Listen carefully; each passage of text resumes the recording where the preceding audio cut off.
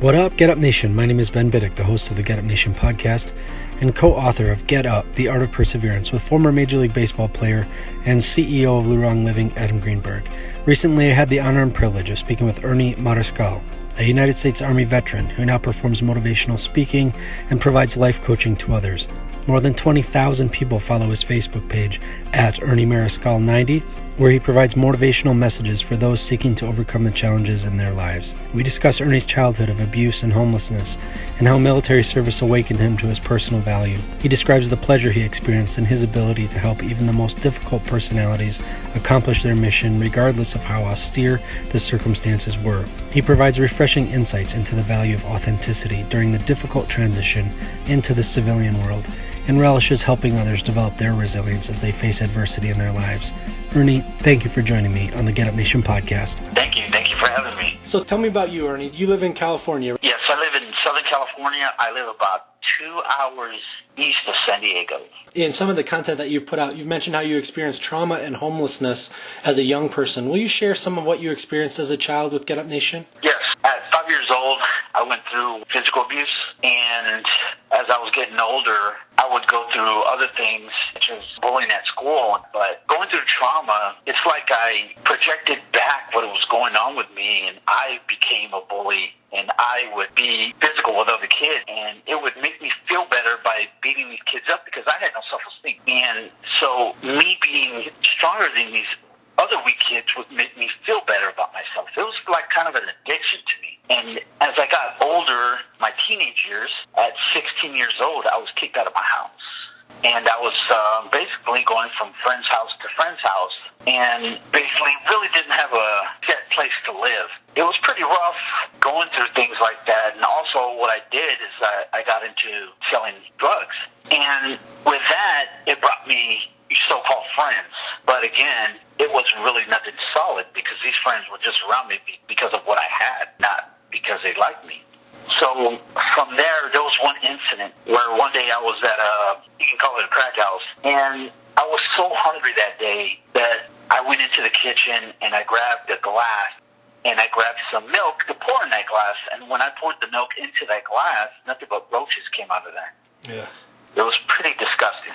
So I dumped the milk into the sink, and then I walked back to the bedroom. As I was sitting there, no more than 10 minutes, the door just kicks wide open, and I see this man standing there with a gun. And it was pretty horrific I think I was about 17 years old at the time, and it was pretty intense when that was in my face. I asked him, please don't shoot me. And as he was standing there, and then he left, sat down after that, and I just thought to myself, it's like, what am I doing? What am I doing to myself? I'm going to just end up dead or in jail, I'm not going anywhere with my life. So I need to do something. And at that time, I reached out to my mom, and basically she got me, and then she took me to my older brother's house, and I started living with my brother. I went back to school because I had dropped out. I went back to school. I graduated. Once I graduated, I joined the United States Army. And that's where my life started to change, because being a soldier is something that I was really good at, something that I took seriously, and I was very proud of it. And what the Army did, it broke me down to what they wanted me to be, because you got to be a follower before you become a leader. And once they did that, I started learning a lot of things, and I was pretty good at it. So at that time, that's when I started gaining my self-esteem, started gaining my self-respect, my worth, and all these things. And I just kept pushing forward. And I learned that what you want out of life, you got to put into it. And that's when I started just being really good at what I was doing in the United States Army. And I started gaining rank. How did you come to that decision to join? Did you come across a recruiter? Was that something you just decided? Was it in the back of your mind? Did somebody recommend it to you? How did you make that leap from that horrific moment to, this is what I'm going to do? It was pretty much my mom. She was like, I don't know what you're going to do, but you're not going to be around here. You're going to have to go to the Army. Okay. So it's kind of something like that. What year was that you joined? That was in October of 1991. And so what was your job in the military? When I joined, I was a Bradley turret mechanic. And that is a Bradley fighting vehicle. It was a carrier for the infantrymen. And it had a main gun on there, 25 millimeter chain gun. And it had toes on there, like 2 missiles on there. And that's what I would work on. I would work on the weapon systems. I would work on the electrical components. I would repair these things. And it was very challenging. And that's what built me to into thinking and learning, being creative with what you got. You started to develop that, and so you started to have a sense of pride. Did people start recommending you? Were they taking note of your skills? Tell me about that process where you started to be proud of who you were. Well, I would notice that other soldiers around me, they were getting promoted. And I was like, how can I do that? How can I be better at what I'm doing? So what I would do, I would take home manuals about the Bradley. I would take them home, and I would study at night. And I would study, and study. I would read everything I could read about that Bradley. And I learned a lot about it. So when things would break or things would malfunction, people started asking me, hey, what do you think about this? What would you suggest we do? That's when I started knowing that, again, what you put into it is what you're going to get out of it. And I was just determined to be the best, and I always wanted to be the best. Basically, it just became a hunger after that. Once I started doing that, I just got better and better, and I started getting promoted, and I started running my own section. I would have soldiers under me, and they would look up to me, and I would take care of them, and that was my job, and I loved it. I just loved taking care of people, and that's why I started getting that motivational mindset where these guys, sometimes would be in situations that were very grim. It'd be cold, it'd be raining, it would just be an ugly day or whatever. And you just have to figure out a way to get these guys to work as hard as they can with influencing them and, just motivate the heck out of them. And they would get out there and do it. No matter if it was cold, no matter if it was raining, no matter if it was snowing. It's just getting the job done, and that's what it was all about. I love that. You're building people up. Now you're taking people who are suffering and working in austere environments, and now you're building them up. So it's kind of a pretty amazing reversal there as you took pride in yourself, learned how important you were, learned what you could do. Then it sounds like you transitioned into really caring for others and doing the same for them instead of tearing apart, building up. Yes, and it was just something to see as I was getting older in the military, and I would get these younger guys and to bring them up, kind of like raise them in a way and develop them into leaders themselves. It was a pride thing because after a while, they would move on and go to other duty stations, and you would see them doing great things. And it's just like, wow, that's part of me, And the way some of these guys would call me, it's like, Sergeant Mariscal, thank you for what you did. I am doing so much now in my life. But there's just one thing that sticks out in my mind. I had this one soldier, Specialist Lopez. He was from Detroit, and he was getting bounced around from maintenance sections to maintenance sections, and none of these guys wanted him. So they sent him to me because, I was kind of a strict sergeant. So when he came to my section, I was really hard on him. I was very strict, and I got him into that role of being great. And I remember when it was time for him to leave and move on to his next duty station, I remember I was out at my friend's house, and he called me, and he was like, hey, Sergeant, this is my last day here, and I just wanted to come by and say bye. And I was like, yeah, sure thing. So he comes by, and he just walks up to me, and he's like, I want to just say thank you. I never had a dad in my life, and you were like the only father figure I had in my whole life, and I wanted to thank you for that. And right now, to this day, this guy's doing outstanding things in life. And to know that I impacted somebody else, it's the best thing in the world. And that's the payback that I look for, and that's the payback that just drives me to keep going forward in life. You did serve overseas. My first deployment is when I was in Baghdad. It was in 2004, and this deployment was very rough. It was right after the invasion, and we replaced the invasion force. And that's, I don't know if you remember, back in 2004 when the insurgency kicked up. So it was pretty wild back then. There was a lot of contact the enemy hitting our FOB. I remember my first day in combat. It was April 1st, 2004, and I was laying down in our cot. It was probably about 10 o'clock at night, and I was laying down. I could see the moon through the top of the tent, and I was just laying there thinking, wow, you know what, I'm in war now, this is crazy. I never thought I'd be here, And as soon as I said that, I just see something just fly over the tent, like a rocket, like shooting. And right when that happened, I just heard that explosion. Boom! And there was so many explosions after that. Got out of the bunk. We started running for the bunker. I was standing there, rushing guys into cover as all these explosions are going all around. And by the time the last person was in the bunker, I tried to get in the bunker. There was no more room. I was like the only guy standing in the outside with all these things going on. And I remember there was a voice hey, Sergeant Mariscal, I think there's another bunker 100 yards that way. And, I'm like, really? Everything's exploding around here. You just want me to run across there? But that was one of my first memories of being in combat. The second tour that I went on, I was a trainer, and I was training the Iraqi nationals on logistics and maintenance. So I was going all in the northern Iraq area, in the Kurdish area, just showing Iraqis how to run maintenance operations. So that's what my job was on the second tour. And it was pretty relaxing. We didn't see nothing. I've seen a lot of good men do a lot of great things while I was deployed, and my hat goes off to them guys that did the extraordinary things. As you began to transition out of the military, you faced a lot of challenges at that point. Yes, so when I retired in 2012 after 21 years, when I retired, I just had this thought in my mind, okay, I was running a 73-man platoon. I had millions and millions of dollars of equipment that I was responsible for. And I was just responsible for so many things. I was a E7 Sergeant First Class in the United States Army. And that is a very respected position. And when I got out, I just knew that people were going to be knocking down my door to get me to work for them.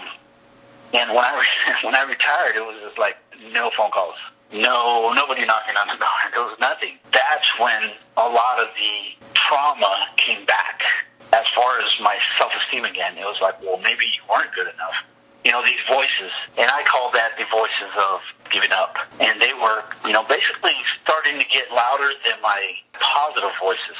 And I started drinking heavily. And it was very hard on me knowing that after all these things that I've done, that I've built, it was like nobody noticed it. It was all done for nothing. The thing was, I did all those things because that's what I wanted to do. I should never expect anything in return. And I was getting to a point where I was going through some hard times again. And at some points, I just wanted to give up and end it all. I wanted to be part of the 22 Club, And that's when the story of what is a veteran came out, because I was asked, what is a veteran to you?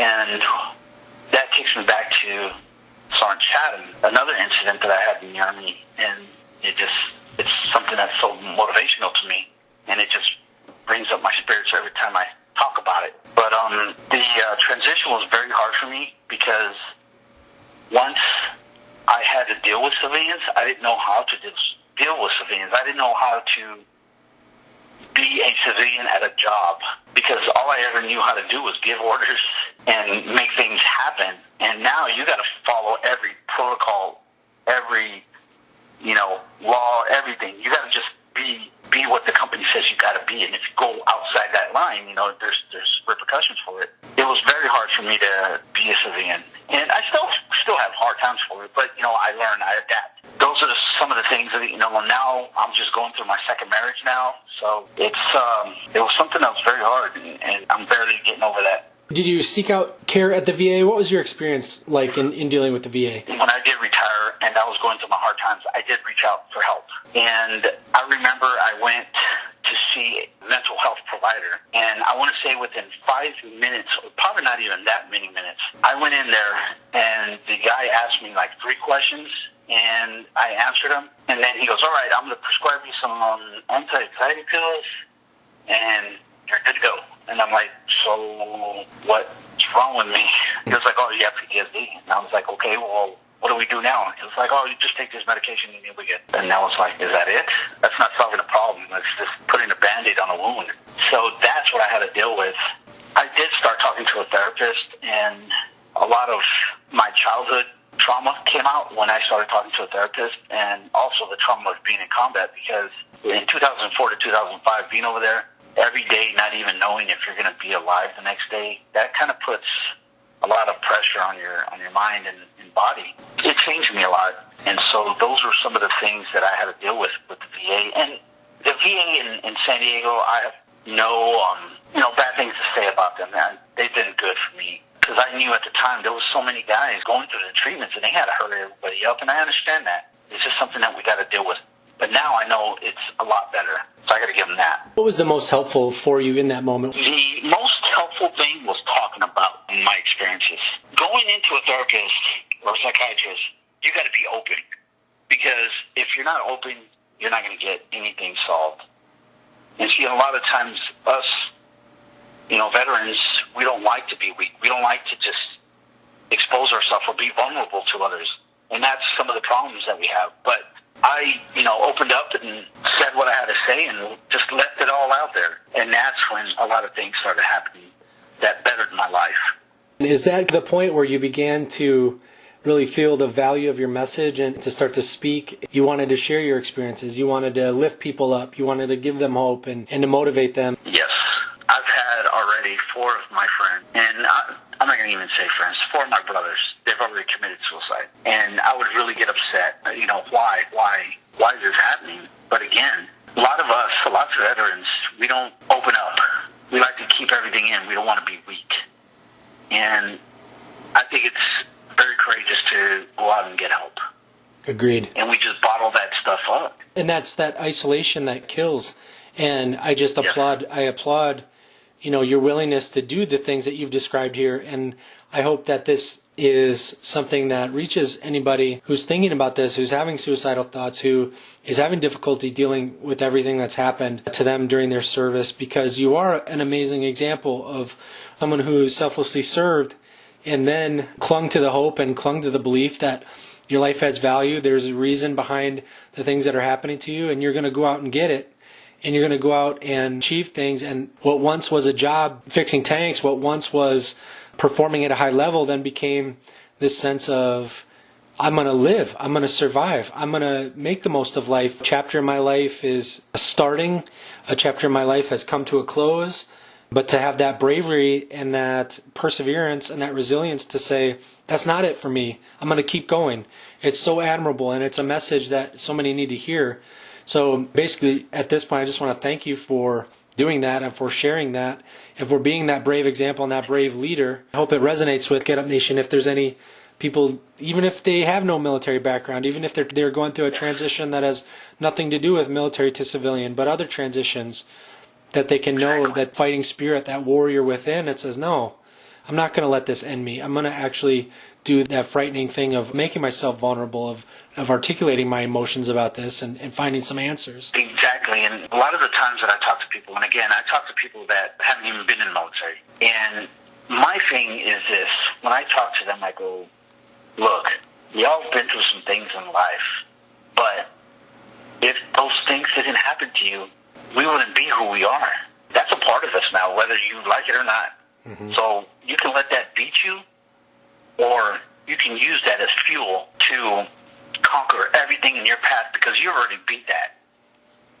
And now you can just start beating every other obstacle in front of you and just keep going forward and start doing successful things in life. Just don't let that thing beat you. Use it as fuel. And that's what I try to get my message to the people that I speak to. And that's what I love to do. It's just, like I say, it's an addiction for me to inspire. It makes me feel good. It releases a lot of things for me, and it's therapeutic for me as well when I speak. You forwarded me a video recently where you were speaking about a run that you took with a soldier who was new to your unit. Will you share that story here with Get Up Nation? Yes, that's the story of what is a veteran. It was one cold morning. I was at Fort Benning, Georgia, and we were getting ready to do some physical training. But before that, I was introduced to a Staff Sergeant Chatham. And Staff Sergeant Chatham walked up to me and was like, hey, how you doing, Staff Sergeant Chatham? It was like, oh, I'm doing good. I'm Sergeant Mariscal, are you going to be with me today? See, and the tradition we have in the military is like, when we get a new guy, it's just, we want to smoke them, run them to the ground. And the tradition is either we make them throw up or pass out. It's just something that we do. So Staff Sergeant Chatham comes in, so we start doing our stretches, and we roll out. We start our run. Okay, so we go on this run. It's probably about 4 or 5 miles. And as we're running, he's breathing heavily, and that's a normal thing to do as we're running. And we're going up hills, we're going down hills, we're just going through these strenuous miles. And I was like, dang, this guy's not getting up.